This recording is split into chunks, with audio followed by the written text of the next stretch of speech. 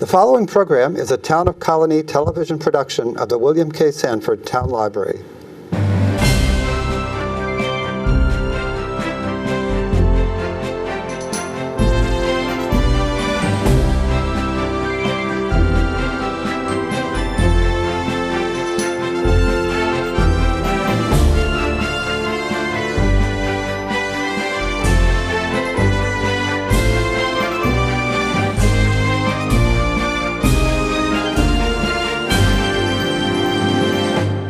Welcome to Getting to Know You. My name is Joe Nash. Today we're going to be talking about the Albany Institute of Art. We have with us its Executive Director, Tammis Groft, and Sarah Clowe, the museum, she's the museum educator, and we're going to be talking about what's going on there this summer. So welcome back, I should say. You guys have been here before. Thank you. Nice to be here. The first thing we're going to talk about, you have two big exhibits that are already up and running. They started in February and March. It's called Triple Play. It's about baseball. And we also have one about a very not well-known painter, but maybe he'll be more well-known after this, Walter Lant. So I say it, Lant? Yes. Walter Lant Palmer, an Albany painter. So before we start talking specifically about the exhibits, since they've already opened and they go till, the baseball goes to July 26th and the Palmer exhibit goes to August 16th. How have they been received and how have the crowds been so far? Well, baseball's been great. I mean, we opened in February, so we had a great push for February, and then of course it was opening season. Baseball season opened last week, so that was very helpful for a lot of people coming specifically because it's open season. So, we've got great attendance, wonderful demographics, grandparents bringing their grandchildren, and men and women. People love baseball, and they all have great stories. And I hear, we were talking beforehand downstairs, a lot of people who come seem to know a lot about baseball. They do. They know more about baseball than I do. And then the Walter Palmer exhibit, how has that been going? Well, Walter Lant Palmer is just a wonderful painter. He was born in Albany, and he spent a lot of time here, traveled in Europe, had a studio in New York City, and then returned to Albany in the early 80s. So if you lived in Albany in the late 19th and early 20th century, everybody knew Walter Lant Palmer. Okay, and then we'll be talking about him in a second. So why don't we start with baseball? The exhibit's called Triple Play because it's divided up into sort of three components.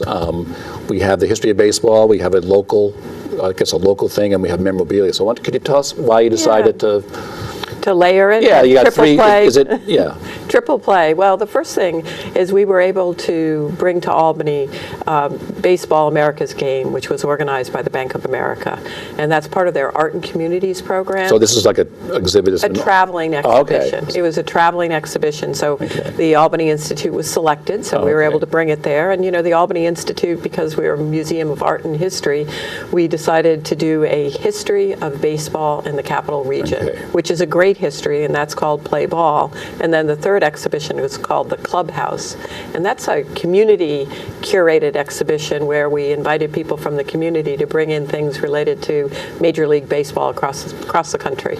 Okay, now I was going to say the middle part here, the Albany in the Capital Region, I think we all know about the Tri-Valley Cats and the Diamond Dogs and the Albany County Yankees going back, but I don't know, do a lot of people know about I got some names here, the Troy Haymakers, the Albany Senators, the Albany Black Sox, the Schenectady Blue Jays, the Mohawk Colored Giants. So can you tell us about the history? I mean, I know we have the history of baseball here that goes back to the 1860s. We do, and that in itself is remarkable. And the Troy Haymakers are, really sort of one of the best known early teams. And they were called, the Troy Haymakers name came from the fact they played the New York City Mutuals, and the Troy team won, and the New York City team said, we were beat by a bunch of haymakers. And the name stuck, so they've been known as the Troy Haymakers ever since. But that's the earliest baseball team represented in the exhibition, and it's from the 1860s. Okay, and then as we're talking, there'll be some pictures on the screen that we have here. And the other one, the traveling one, what are some of the things that are in that are? The traveling exhibition from the Bank of America. I think the thing that people respond to the most is there's a photographer by the name of Jim Dow, and he took photographs of stadiums in 1982, 26 stadiums, 26 major league stadiums, and today only 6 of those stadiums are still in existence. So people really, I've watched people walk through the hallway and looking at all of these stadiums and talk about when they were at the stadiums and what games they saw, what teams played, and that kind of thing. So there's a lot about memory and stories in this. Well, baseball always brings up the past. And now you have 450 objects spread out in this We hall? do, in 5,000 square feet. And now, okay, sorry. I was going to say the history of baseball in the Capital Region, I think, has really turned out to be the most popular because of the three. Of the three, I mean, as you mentioned, Tri-City Valley Cats. You can go to a game today. You're making history today, and memories with your family. But going back to the 19th century, we talked about, but the 20th century with the Senators who played at Hawkins Stadium. Was that in Menands? That is in Menands, or was it Menands? Mid-City, Mid-City Plaza, where Montgomery Ward is. Many people have stories and memories of going to Hawkins Stadium and seeing the Senators play. I mean, they were probably the best known team in the area, and then they played the Blue Jays from Schenectady, which is a Philadelphia A's association. So there's just a lot of conversation about that.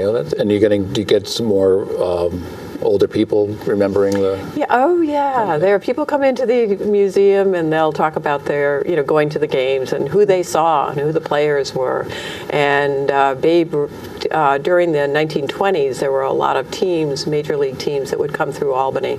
Babe Ruth and the Yankees. So there are these exhibition games, and so that's exciting. So people come in and say, I remember seeing Babe Ruth in Menands, New York. Yeah, not too. I mean, he was here in the early 20s, so they're not too many people. Not too many. You're right. I guess it's not Babe Ruth. But also the Bleecker Stadium with the Albany Twilight League. I mean, that's still ongoing. You can go to a game at the Bleecker Stadium today. Is there a part of this devoted to the Twilight League? Oh, yes. Because we have a few books here in the library, the whole history of it that look kind of... Right. Well, the Albany Twilight League is the longest running amateur baseball sort of consortium in the country. So they have done very well. And also thinking historically, the Albany Black Sox was a black baseball team, and they were very successful, and they were the first, they were incorporated by the Albany Twilight League. So that's an important fact for baseball in the area. And they did play the Mohawk Colored Giants, and so their black baseball teams were very popular in the area. Where were the Mohawk Colored Giants from? Schenectady. Oh, okay. Yeah, from Schenectady. Yeah. Now, did they become incorporated into the Negro Leagues? Do you know? Well, the Negro Leagues are, those are more professional teams. These were more amateur teams. But great baseball all around. So the Capital Region component, it seems you were saying, is very popular. But the Memorabilia one also looks very interesting, and the idea behind it was, I think last year or so, you put out, this is all Capital District? Yes. Well, people... They donated to... tell us how... Well, people lent us, things. Yes, they're not coming into the museum's collection. But we asked people to bring in materials. So we have over 50 lenders to this exhibition. So they're community-based exhibitions, and I think that makes it very exciting. So we have chairs from Yankee Stadium, chairs from Fenway. But these are things people had in their house, right? Things that people had in their house. A locker from Shea Stadium. Lots of signed jerseys, signed baseballs, signed bats, that type of thing. Lots of tickets. I mean, each one comes with just a great story. I can imagine they have stories, because I can understand people having a jersey or something, but how did people get a locker or a chair? Well, chairs and a locker. Well, they're baseball fans out there, and that's what they collect. So that's exciting. And then you have one of the things you have is from the original Yankee Stadium. The E from up on the the letter E. Yes. So that's a great piece of history and memorabilia. And do you know how the person got that? Yes. He didn't climb up and take it.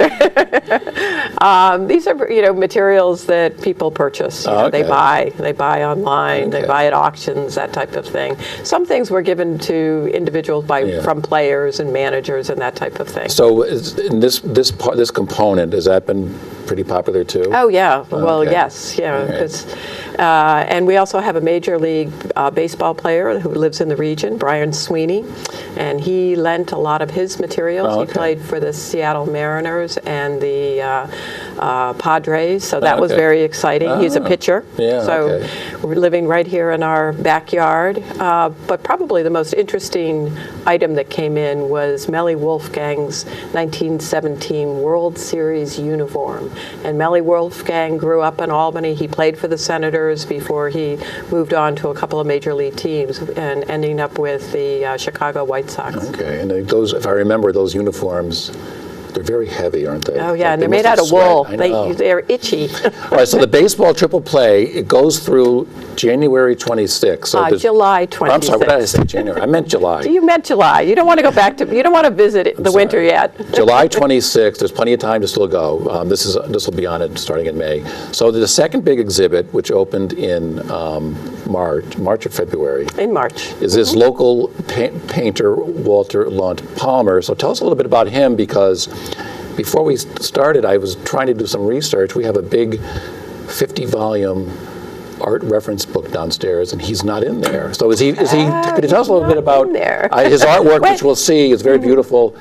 Is he not famous, or is he just Well, I don't know. famous, When was that art volume published? I don't know. I think in the 80s or 90s. There's been a revival of, or tell us a little bit about him. Yeah, well, Walter Lunt Palmer, he grew up in Albany. His father was Erastus Dow Palmer, so his father was a sculptor, very well-known American sculptor. His work you can see at the Metropolitan Museum of Art. You can also see paintings by Walter Lunt Palmer at the Metropolitan Museum.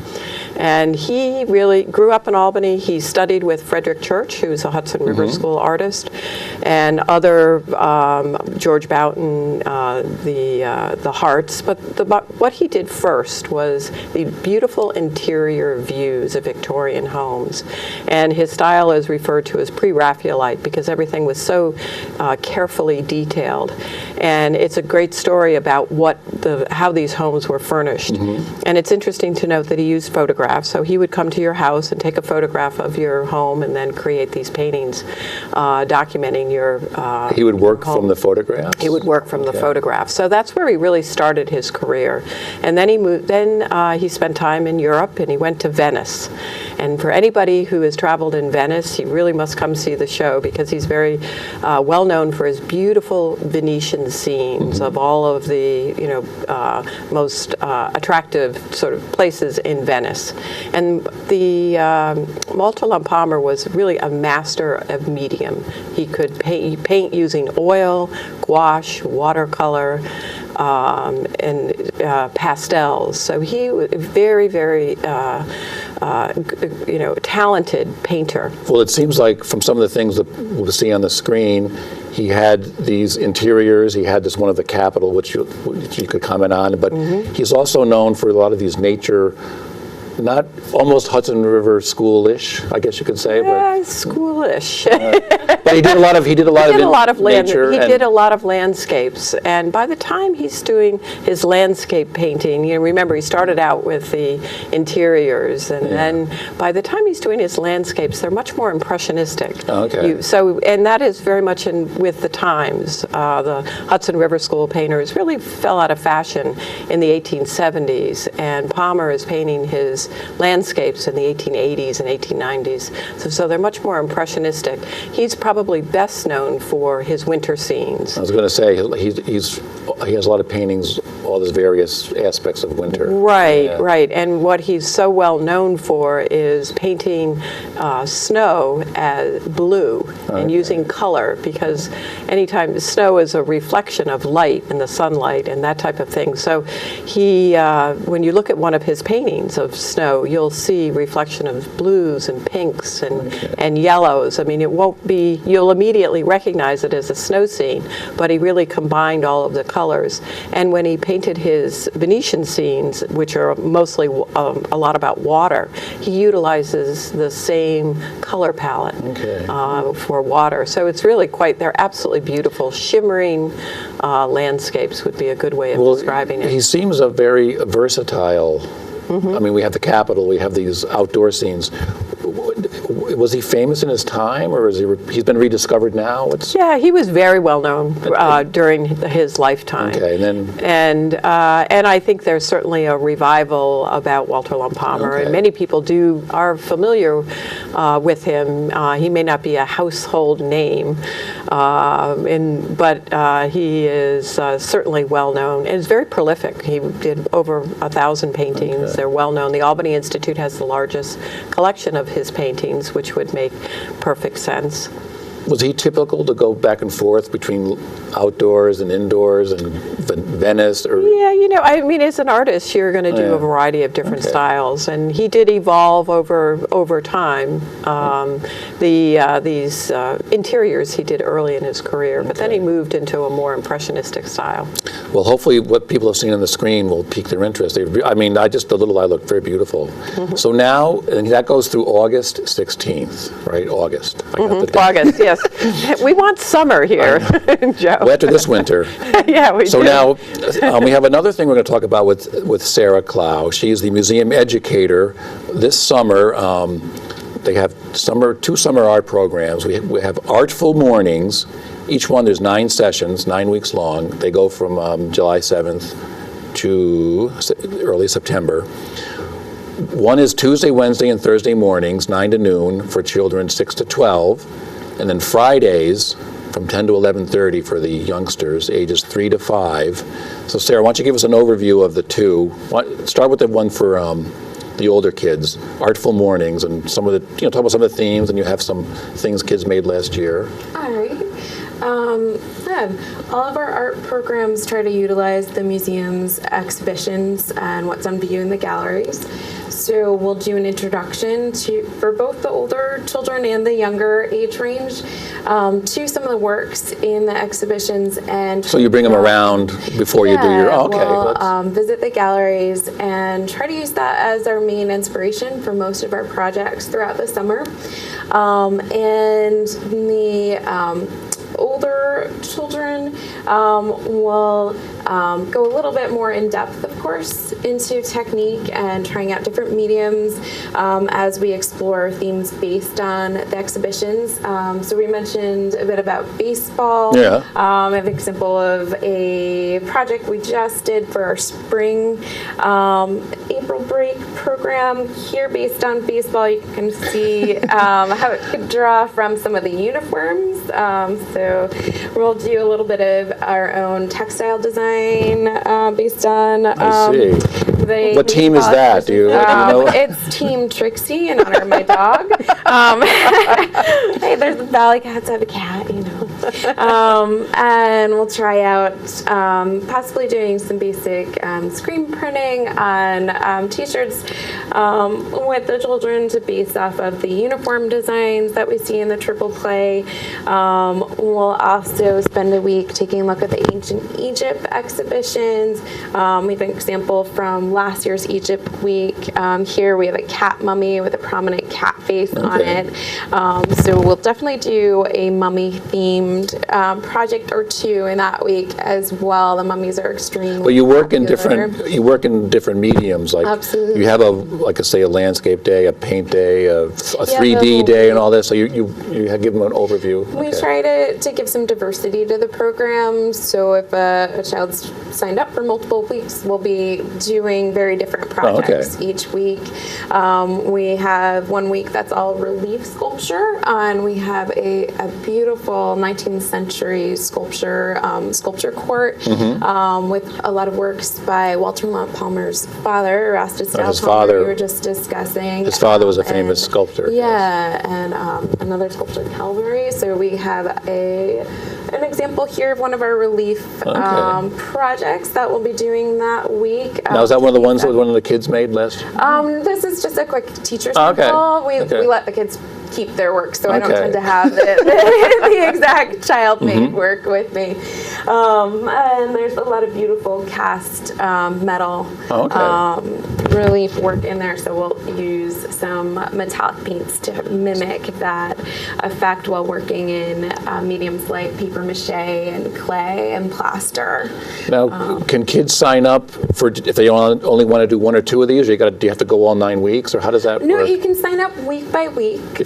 So if someone's really interested in three-dimensional work, they can sign up for a week mid-August.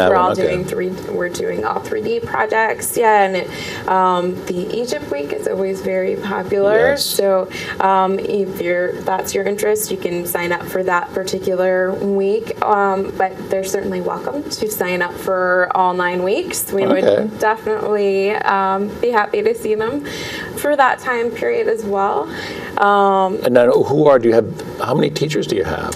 I'm the primary teacher, and then I have an intern assistant whose name is Rachel. She is about to graduate college right now, a big sculpture background, so she'll be able to pitch in a lot with the sculptural weeks in particular and bring some excitement into that as well. So how many years have you been doing this?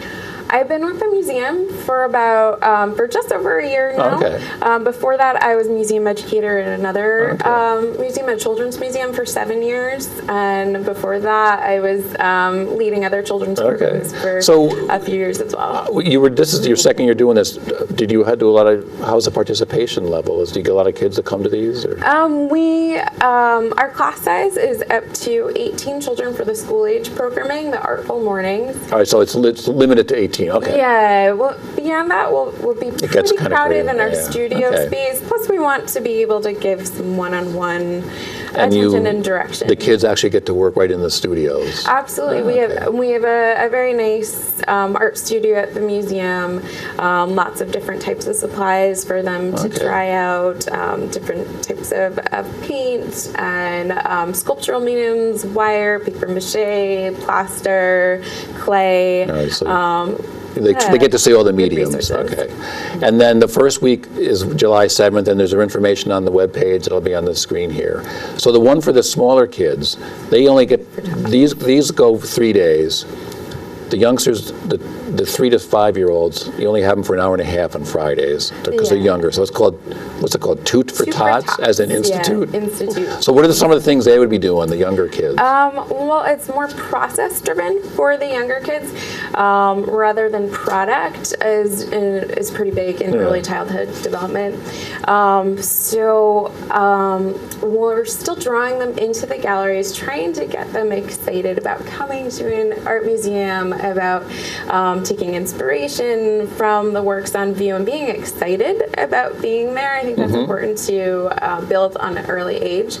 But obviously they're going to relate to it in a whole different level. Yeah. So we'll visit the galleries, look for more basic elements, things that might make a child excited to be there. So while they, maybe they're looking for animals, because that's something very easy for a young child to understand, but suddenly they're really interested in a Hudson River painting because there are cows in it, and they might notice other elements in there.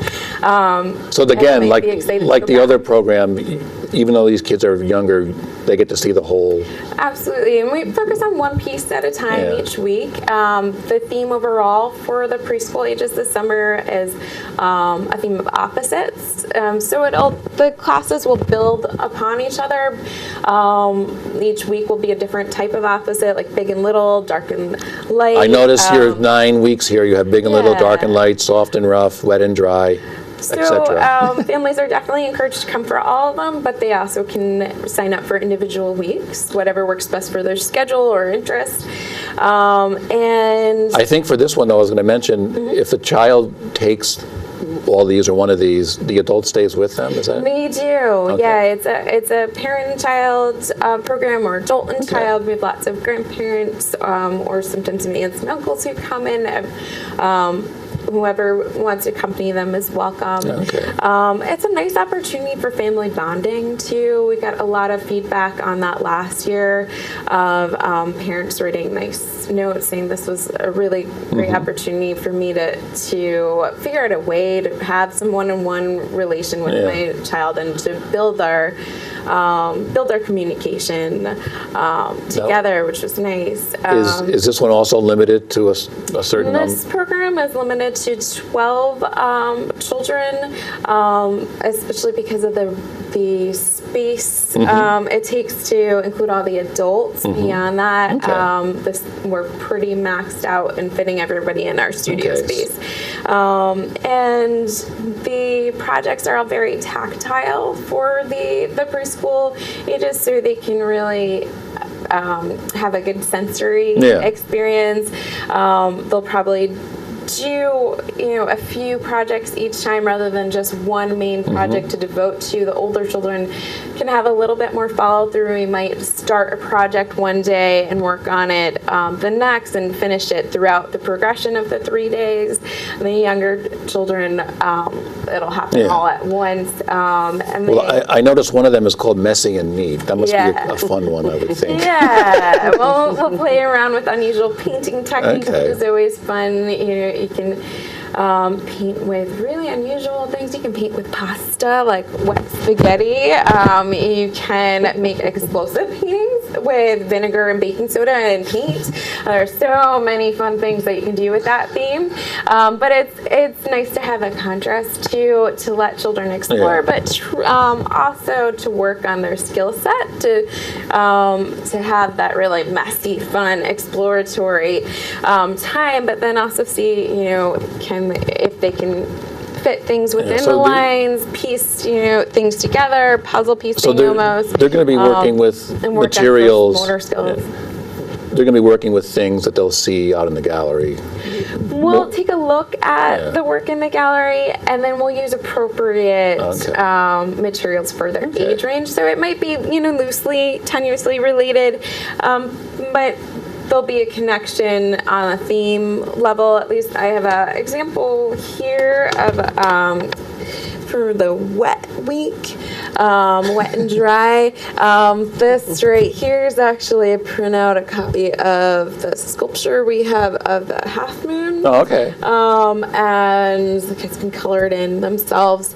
And then the background, they can create by using water-based markers and draw some waves. And then there's this great material that the preschoolers really love called bleeding art tissue. And you can tear up little pieces of the tissue paper and cover a page and then squirt it with a spray bottle. And they love that. And then the paint oozes out pretty much, and you can remove it. And the water-based markers will spread and blur a little bit, and then the paint will be left behind in a nice soft watercolor effect from the tissue paper. And to tie it together, they can then glue the half moon on to the local history and a little bit of. Well, I read, I'm always reading in the paper that arts programs in schools are being cut. It seems like you guys are trying to off balance that. All right, so that's Artful Mornings for ages 6 to 12. Each of their programs are a 3-day thing, and Toot for Tots, ages 3 to 5, July 7th through September 1st. There's 9 weeks. So there's information on the webpage. So why don't we finish with, we have the 2 big exhibits. Over the summer, you got a few things coming up. Let me get to my, I'm right here. We got a few things coming up that people can do besides go to the 2 big exhibits and the children's. I didn't know, I'll make sure I say this name right. On August 15th, is it Eric Egas? Eric Agos. Eric Agos. Can you Eric give us a little bit about, Agos. that opens on August 15th. Who is this and what does he do? He is a contemporary artist, and he actually is a photographer. And the work that we're going to be showcasing in 5,000 square feet at the Albany Institute, which is all of our galleries on the first floor, are these large-scale photographs that in order to appreciate them, you will be handed a pair of 3D glasses. So everybody coming into the Albany Institute will don those wonderful 3D glasses. I wish I had brought a pair today just to show you. And then you'll be able to walk through and appreciate the exhibition. And the exhibition is, the photographs could be of gardens, they could be of interiors of rooms, much like Walter Palmer, that whole idea, or out in nature and landscape. And then when you walk in with your 3D glasses, it's a 3D experience. So In the room. In the room. So you're kind of looking from the side and around, and you can go low or high, and the projection of the image will be right there in front of you. How big? You said they were big? Well, the photographs are probably between 4 and 6 feet. Okay. 4 by 6 feet, so they're Okay. very, very large, and Right. it's really what he would do is create these installation rooms and then photograph them, and then you can appreciate them with these 3D glasses. So it will be a lot of fun. It's unlike any exhibition we've done at the Albany Okay. Institute, Now, I guess- and he is an artist who loves photography. Very, we'll be able to talk about it as well. I'm thinking, Sarah, are you going to bring the kids to that? I think they would love that. Okay, is that Yeah, part? we have a week that's called Trick of the Eye. All right, so that That's I could playing just- off the Eric all right.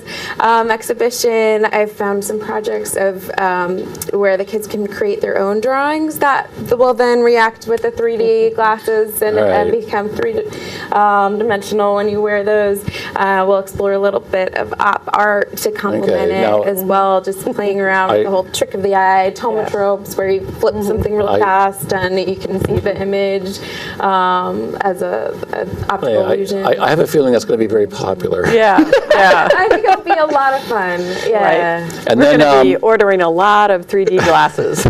And then on a big event on Saturday, June 6th, is the museum gala. So why don't you tell us a little bit about that and Well, what that's for and what it benefits? And Yeah, the gala, the museum has been having a gala for probably the last 50 years. It's a major fundraiser for the museum to support a lot of the programs that we've been talking about, the exhibitions and the education programs. And this year it will be at the home of Tony and Denise Gorman, and it'll be a wonderful June evening.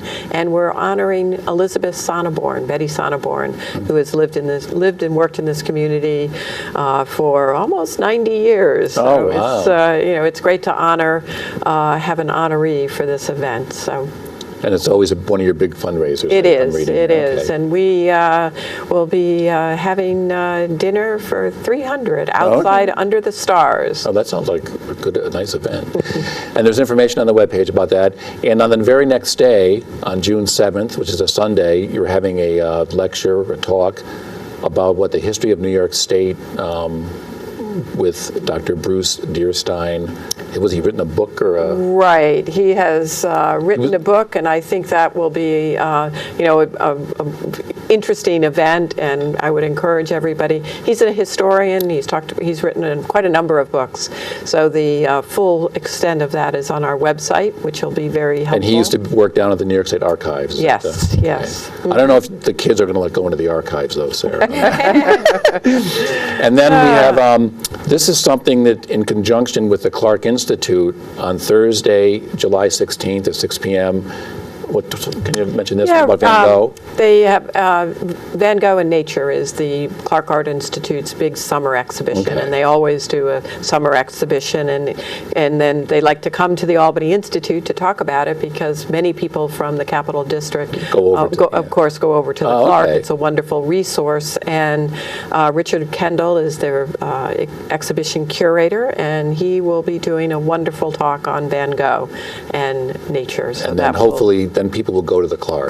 Go and see the exhibition. Now, is that a Yeah. common thing with museums, going to other museums? And Oh, getting yes. into- Oh, I yes. didn't- We all, I mean, we all, the goal is to support everybody Yeah, in their okay. activities. And this has been a tradition, I think, for the last 6 years. Whatever is the big thing at Whatever- the Clark, they come over. They Okay. come over here. Okay, I did not know that. And then this looks intriguing to me.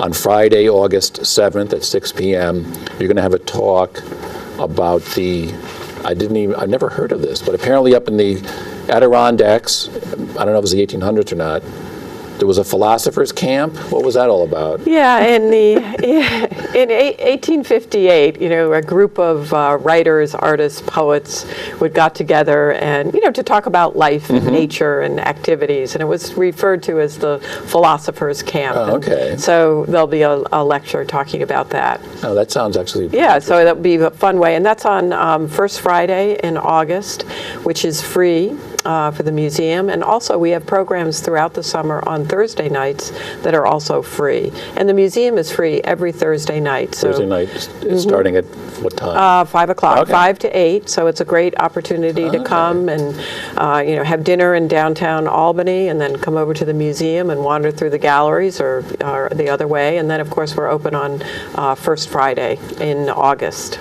Very good. So that's a lot going on this currently and this summer, and whenever you guys come here, I'm always amazed. The Albany Institute of History and Art has been around since founded in 1791. Does that make it one of the oldest museums in the whole country? Or? It's the oldest museum in New York State, Okay. and one of the oldest museums in the country. And it all depends on how you really define museum. Okay. But we did start collecting materials in the 18th century, which is really quite extraordinary for this country. And I think when you were here before, I mentioned you have 35,000 items. 35,000 objects and over 1 million documents in our library, Okay. all that have some documented relationship to Now the that- art, history, and culture. That building doesn't look that big that could hold all that. We have a big storage facility behind the building that is it is not as obvious, but yeah. So, well, Sarah, anything else for the kids before we go here, other than your programs? Those are the main programs for the summer. I think the time frame that we're discussing right now. Okay. We also in the late spring host the Albany City Elementary Art Show too. So that's one of our upcoming children's programs too that we're very happy to host. Okay. It was a lively Is that event last May year 1st as to well. 3rd or something? That sounds right. Yeah. That may have already happened by the time this is on, though. That's why I didn't bring it up. But that's Okay. okay. It sounds like a wonderful event, though, that you do that every year. This will be the second year. Okay, very good. Last year was the first, but it's looking like it will be an annual. And it's great fun. I mean, we had hundreds of people, their families and their children there. Well, last year. once a year here at the library, down in our Stedman room, each month there's a different artist. They do an exhibit, or not exhibit, but they show their work. Yeah, no, I just went and looked at it before the taping of the show. But every year in May, I think it is, all the schools get together. So if you ever go into the Stedman room in May, the walls, it's all kid stuff. It looks like, when we film something, it's always like bright and everything. So the kids always love coming, and we have a big reception. So, anything else? It sounds like there's a lot going on. We're all ready for summer. It's Okay, gonna yes. be great. After this winter, definitely. Well, thanks for coming once again. We'll see you probably soon, by the end of summer, for the big talk about the big 50 Capital District and 50 objects. Yeah, the top 50. Top 50. All right, we'll talk about that next time. So Great. Thank you for coming, Sarah. Thanks for coming again. Thank you for having us. And we'll see you next time on Getting to Know You.